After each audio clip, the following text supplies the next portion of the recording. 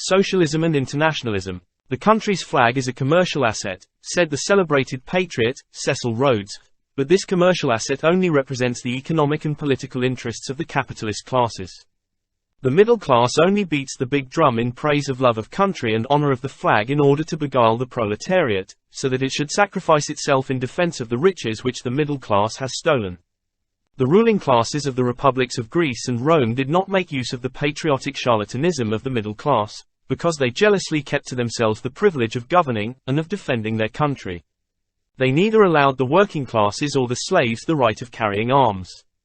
If it were necessary to arm slaves to defend the country, they were first made free men and given land. Never in history was there such fervent patriotism, which did not hesitate to sacrifice the individual for the good of the community.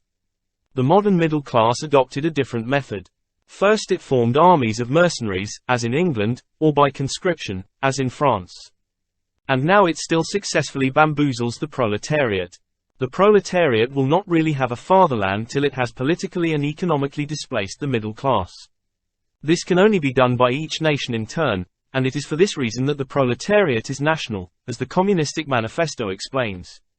The middle class is nationalist, since it must exploit the proletariat of its own nation, but at a certain time of the economic development it must assume a certain international character, in order that the surplus of goods which it has captured from the wage earners may be sold. If the proletariat of a nation, in order to throw off the yoke of the governing class, must be organized nationally and rise nationally, yet it will be unable to attain its final emancipation until there has been effected an international agreement with the proletariats of other capitalist nations. Any social revolution must necessarily be international. The middle class of the 18th century was only able to overthrow the aristocracy and seize power by proclaiming the brotherhood of nations and by calling on them to make common cause against tyrants. To be a patriot meant for middle-class revolutionists not to love France, Germany or Italy, but to love the revolution. When the revolution was over, the middle class became again nationalist in order to organize nationally its dictature and its class exploitation. The revolutionary proletariat will have neither to keep its ancient nationalities nor to constitute new ones, because by becoming free it will abolish classes. The world will be its fatherland.